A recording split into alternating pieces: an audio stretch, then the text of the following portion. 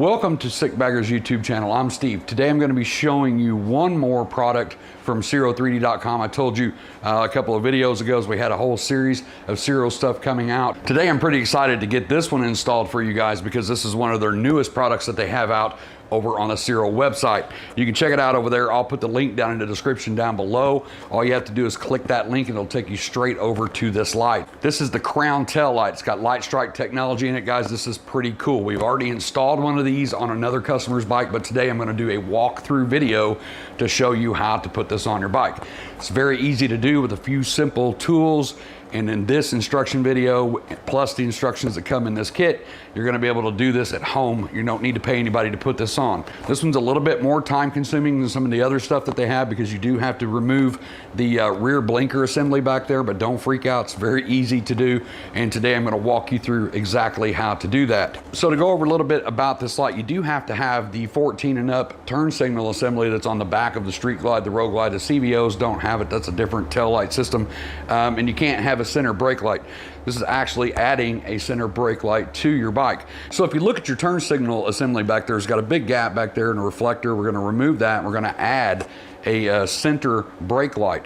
But what's cool about this center brake light is it's very streamlined. It sits right over the top of that dog bone back there where your blinkers are. It fills in that gap. It's got a nice chrome, or you can get this in black as well. I've said that in many videos. They come in different flavors. You can get it in chrome or black, but that fills in that top piece up there and adds a much needed light to the rear of your bike. But what's super cool about this product is the flash patterns that come in this. There's several startup patterns and there's several braking patterns.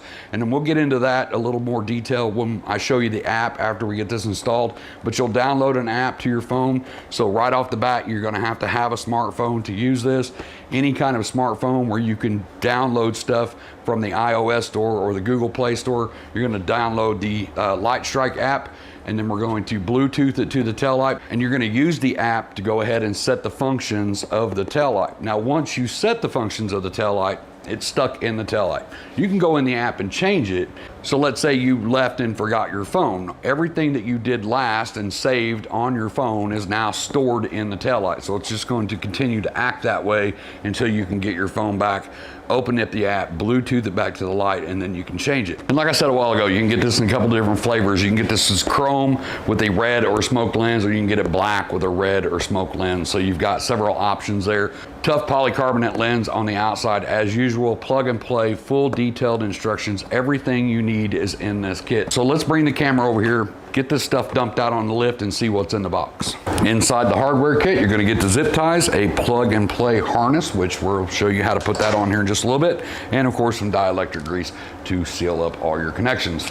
We're gonna go ahead and get our seat off because we need access under there for our plug, and then the wire that comes up from the tail light is gonna have to go behind the saddlebag. So go ahead, get your saddlebag and your seat off, and we'll be ready to start the install. I'm just gonna hold the camera here, so bear with me. I don't have it on a tripod.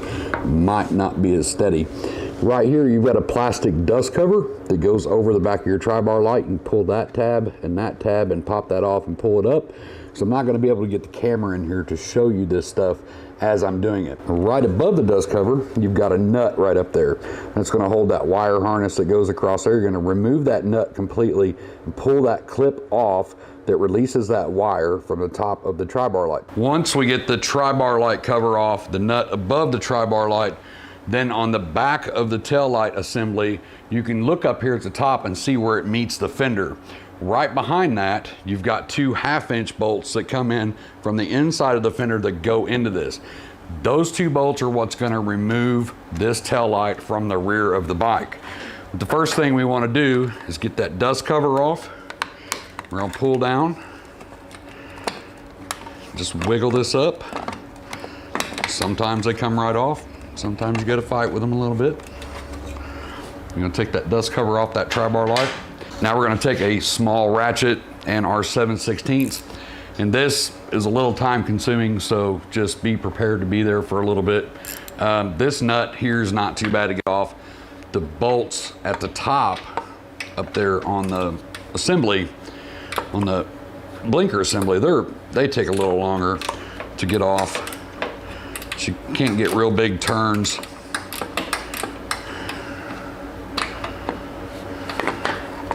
And you got the tire there. So this isn't definitely not my favorite part. This bottom one's really long-winded, so get it pretty loose. You can get it off with your hand. There's a washer on there too as well, so make sure that you grab that washer before you pull that wire harness, just so you don't sling that washer across the garage. Now that that's off, we can reach up in there, and that wire harness goes through a clip that's mounted behind that washer and that nut. So you can just pull that towards the tire and hear that kind of coming off. Now that's completely off that bolt. We're gonna take our 1/2 inch and get up in here and try to get these two boogers out of there. You got big hands and arms, that's gonna be fun, but there's really no other way to get to it. If you have a lift, it's okay. It doesn't make it any easier to do it on a lift. If you're laying on your garage floor doing this, you can reach right up in there and get to it just like this. I get a lot of comments on my videos about how, wow man, you made that look really easy, and it wasn't that easy. It's just because I've sped up the video to save time, or I've actually, you know, I'm telling you I'm taking this bolt out. So do we need to see the whole process of me actually taking the bolt completely out? So I'll just kind of cut that part just to save time. Anytime that I cut stuff out of videos outside of dropping a wrench or, you know, busting out a few curse words that I don't really use on my channel, I just cut it just to save time for you guys. So if you see me speed the video up, it's just trying to save time. Now before I take the last bolt out, I'm gonna take a soft cloth and some painter's tape. I'm gonna be a little bit proactive about not scratching this paint, because when you take that bolt out, this thing can drop. So don't be reactive after you drop it and scratch your paint and cuss a little bit. Be proactive. Put a soft towel on here, some painter's tape to hold it on. So now we just have the one bolt over here that's going to take this out.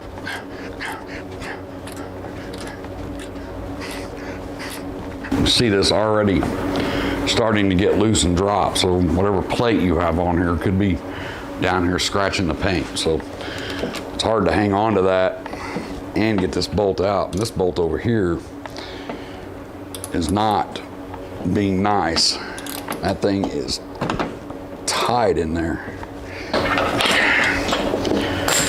All right, once you have that nut out, you can pull this away from the bike. Don't pull it hard, because you got a little rubber grommet right here. I'm gonna move this down so you can see it. A little rubber grommet right here. Just pop that out, and you can lay that down. So remember, on the side of the tri-bar light, this is the wire that goes down to the side of the tri-bar light. It's on the right side, and bust the bottom. So you're gonna take your fingernail and pull down on the bottom one.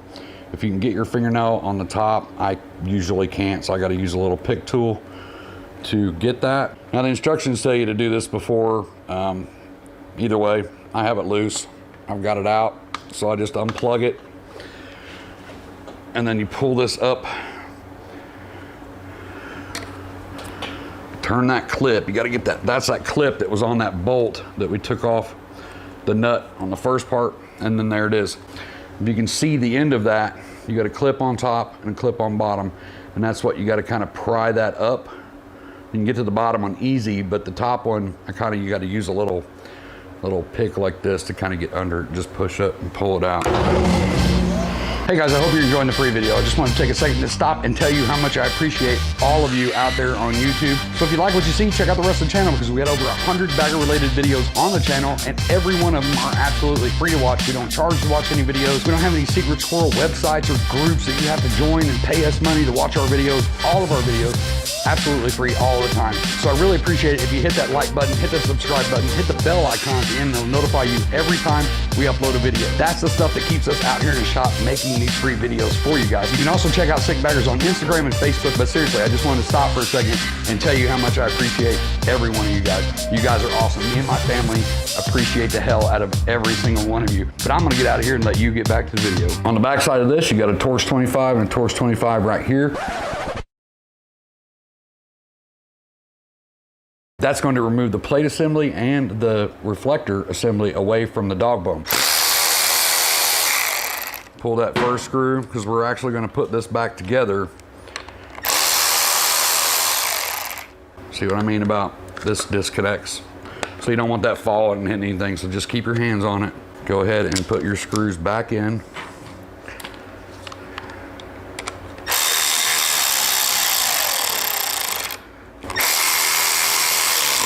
No need for Loctite on those. It's got split washers on the back, so just go ahead and run those back in. So what we're gonna do now is test fit the crown tail light onto the back of this. This sets on here just like this. Okay, that wire is gonna come down the back, and you can see right here where it meets the wire harness. So what we're gonna do from here is go ahead and run this wire through this rubber grommet. This rubber grommet has a big honking hole in it and a slit down the back. So we're gonna push this in so that rubber grommet holds that wire going through that hole. All right, so now we're just gonna feed our wires back through this hole. Just let it go down to the bottom. So we're gonna be pulling that out the left side. Push our rubber grommet back into the hole. Pull this up where it goes. Pull our light back up where it goes, and start putting these pains in the butts back in.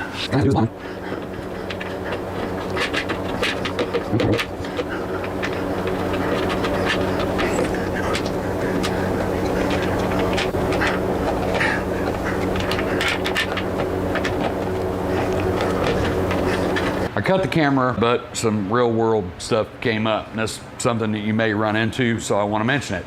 I've taken off probably 100 of these taillights and never had this issue.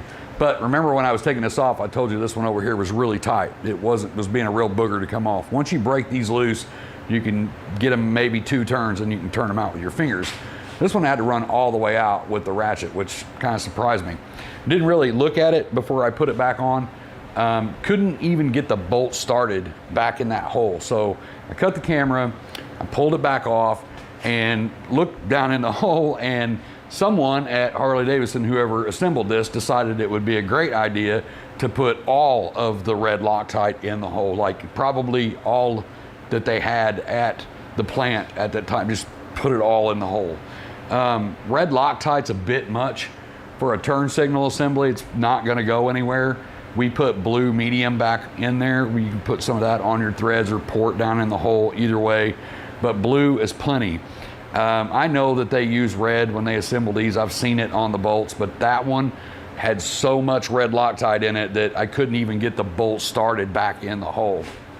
So I had to heat it up a little bit and scrape a lot of that out. Actually just used the little pick that I use for the wire to just kind of run down in there, try to not booger up the threads, but just kept pulling red Loctite out. It was a ridiculous amount. But that's what happened. That's why I cut the camera. So if you have that issue, which I doubt you will, like I said, hundreds of these, and this is the first one, but it did happen. So this one side over here, just ridiculous amount of red Loctite. Anyway, I got it started and went ahead and tightened those up while I had the camera off, because that just to save us some more time. So the next thing we want to do is plug our tri-bar light back in, push it in until you hear it click. But just to explain the wire harness, it comes from underneath your seat, comes down the left side, goes in the tri-bar light, out of the tri-bar light, back up to the dog bone that controls your turn signals.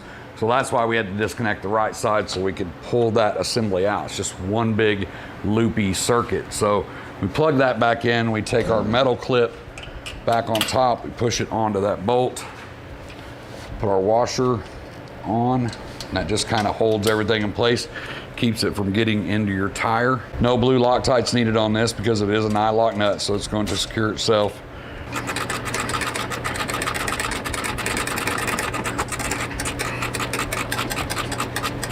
We're going to take our dust cover, we're going to put it back on. Once you feel it hooked on top, then just roll it and pull it, just like that. The dust cover's back on. So the next thing we're going to do is go ahead and stick the tail light. The first thing that you want to do is make sure that this surface area is clean. The directions say to use rubbing alcohol. So rubbing alcohol, a clean towel, get all the oils, fingerprints, waxes, anything like that off there. You're going to have tons of fingerprints on there after you put that back on. If you have anything else like Q2M prep or the CMX surface prep, anything like that, that will remove oils, greases, stuff like that, fingerprints off there, so that 3M tape has a good place to stick. Most of us always all have alcohol on hand, so that's what we're gonna use today. Just gonna take a little bit on our clean towel. And clean up that entire dog bone, get all those fingerprints off. Another tip too, with the 3M tape, do not do this if it's below 50 degrees. If you're doing it outside, inside, it doesn't matter. As long as it's above 50 degrees, you're okay. This stuff does not want to stick real good below 50 degrees. So make sure that you get it good and dry. The alcohol should flash pretty quick on its own and dry, but we'll speed it along here.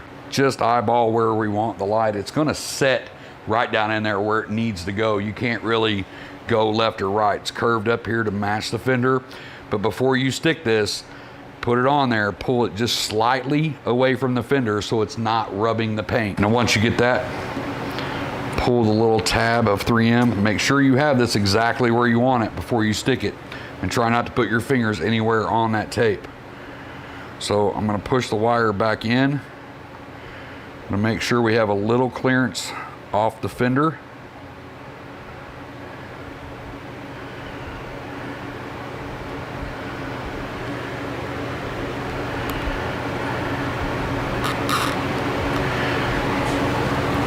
Press and hold for about 60 seconds.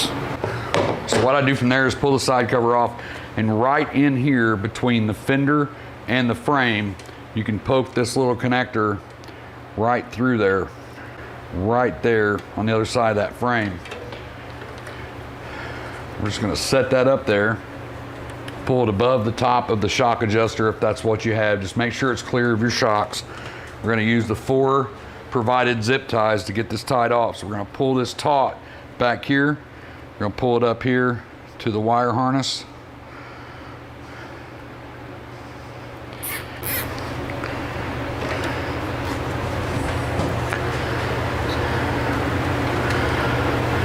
Just keep pulling it tight as you go. Cut those off. So it's a little bit different on the year models underneath the seat.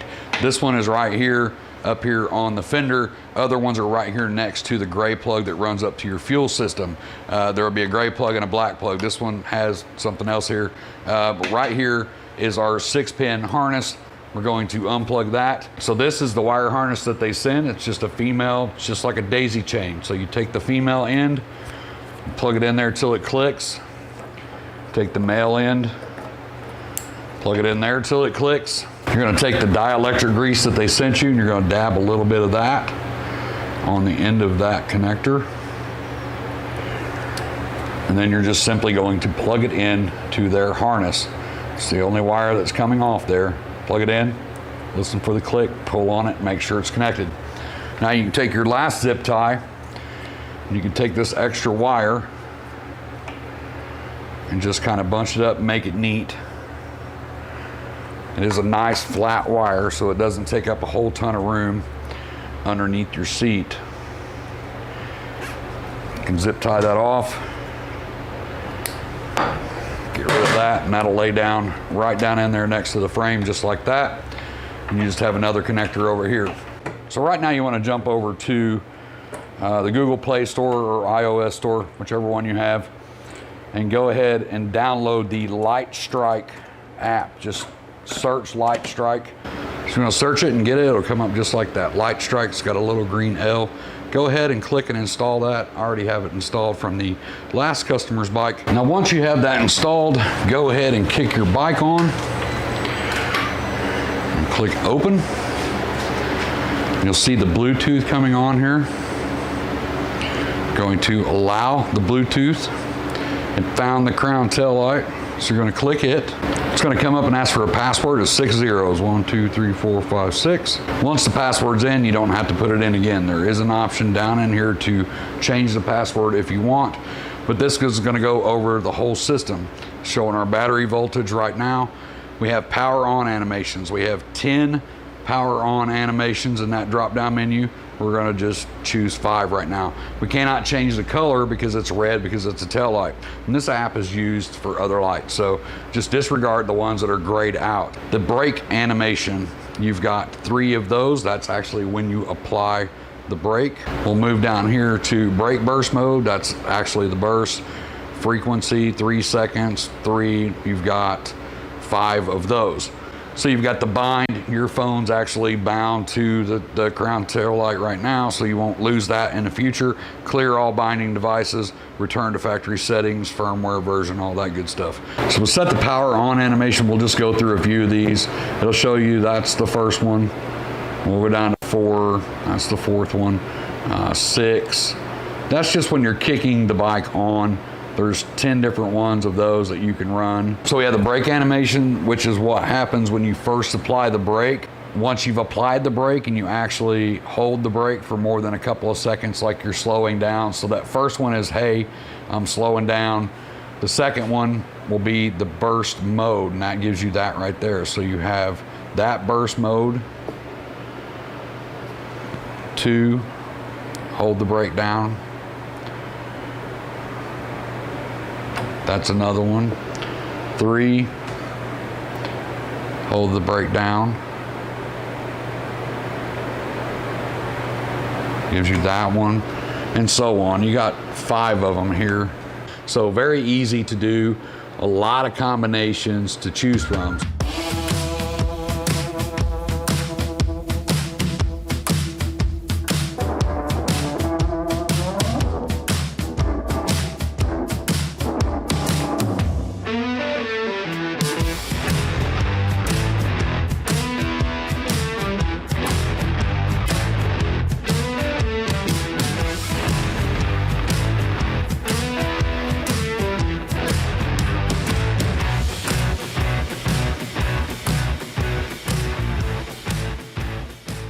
So that's pretty much it right there. Guys, we shot this one during the day. We shot the last bike at night, so that was the little kind of walk around that we did. That guy had several Ciro products on his bike, but that was a good way for me to show you what those look like at night versus just kind of shining them here in the garage. Super bright on this light. But like I said, I'll put the link down in the description. You can click that. I'll take you straight over to Ciro's website, and you can check out the Crown Tailight. It's one of their newest products, and it's pretty cool. So go over there and check that out. And I just showed you how easy it is to put in. So make sure to check out the rest of Ciro's website. They got a ton of stuff over there. We've done a ton of stuff, a ton of videos. So check out the rest of our channel because we have a whole series of Ciro lights.